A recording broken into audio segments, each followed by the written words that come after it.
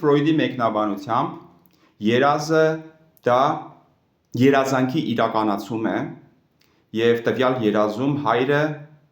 մի վարքյան, մի փոքր ավել տեսնում է իր սիրելի որդուն երազում։ Այսինքն Ֆրոյդը ասում է, որ սա է երազի նպատակը։ Ցանկության իրականացում։ Այստեղ լականը հարց է տալիս. եթե դա իրոք այդպես է, ապա ինչու է հայրը արթնանում։ Եթե երազը դա ցանկության իրականացումն է, ինչու է արթնանում հայրը։ Այստեղ Ֆրոյդը պատասխանում է անուղղակի կերպով, քանզի արտաքին գրգիռը, ազդակը, լույսը եւ վառված հոտը այնքան շատ է լինում, որ նրան այդ քնի վիճակից դուրս է բերում։ Ոչ, ասում է լականը։ Եվ հիմա մենք տեսնենք լականի մեկնաբանությունը, թե ինչի մասին է այս երազը։ Արդյոք այս երազը երազանքի իրականացում է, թե ուրիշ բացատրություն ունի։ Եվ մենք Ժիժեկի գրքում հանդիպում ենք հատվածի, որը հենց լականի ստեղծագործությունից է վերցված, հետո Ժիժեկյան մեկնաբանությունները հաջորդում են նրան։ Հիմա կարդում ենք մենք ինչ է ասում հենց ինքը լականը։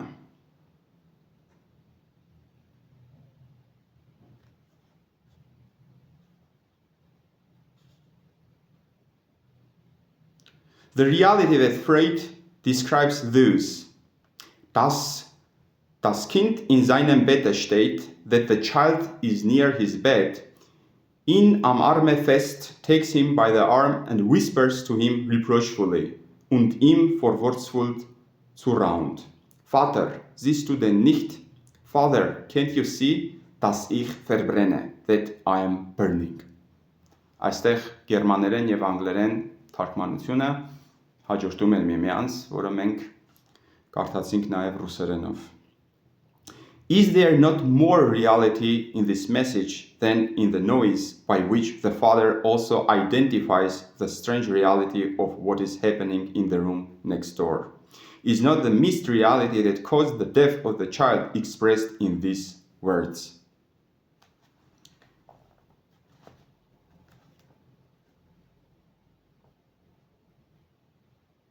So,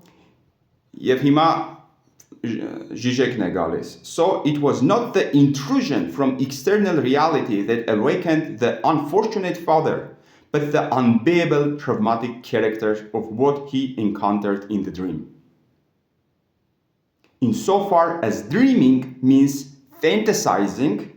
in order to avoid confronting the real, the father literally woke up so that he could go on dreaming. Այսինքն երազը, որում հայրը տեսնում է իր որդուն, նա չի կարողանում այդ երազը ընդունել, նա տեսնում է իրականը երազում, իսկ իրականը նրա մեղքն է, մեղքի զգացողությունը, նա կոնֆրոնտացիայի է դարձում մեղքի զգացողության հետ եւ չկարողանալով դա ընդունել արթնանում է։ Իսկ մենք տեսնում ենք լրիվ այլ մեկնաբանություն։ Փաստորեն երազը ցույց է տալիս իրականը, որից մարդ փախնում է իրականության մեջ, այսինքն իրականը երազում է եւ ոչ թե իրականությունում։ Իսկ ինչ է իրականությունում։ Իսկ իրականությունում երազանքն է։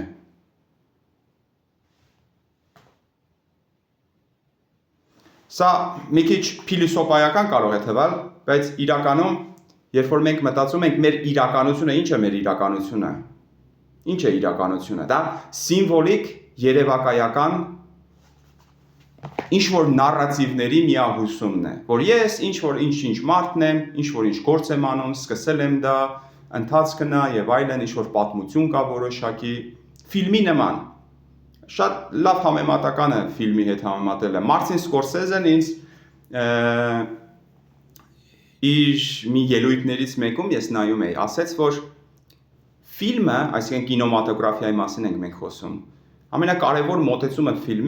ֆիլմում դա, այսպես ասած, ռուսերեն թեորիա զագովերը, որ ֆիլմում կա ինչ որ մի սցենար, ֆիլմը բացվում է եւ ինչ-որ սցենար է տեղի ունենում, որը մեր համար որպես դիտողի շատ հաճելի է եւ որի հետ մենք մեզ իդենտիֆիկացնում ենք եւ ապրում ենք այդ ֆիլմով, այդ երևակայության մեջ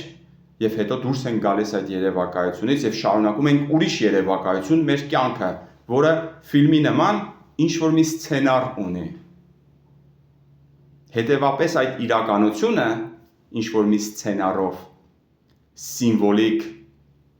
եւ երևակայական իրականը չի, իսկ իրականը ի հայտ է գալիս, կոպիտ իրականը ի հայտ է գալիս երազի մեջ եւ իրականը երազում է, իսկ երազանքը իրականությունում։ Շնորհակալություն։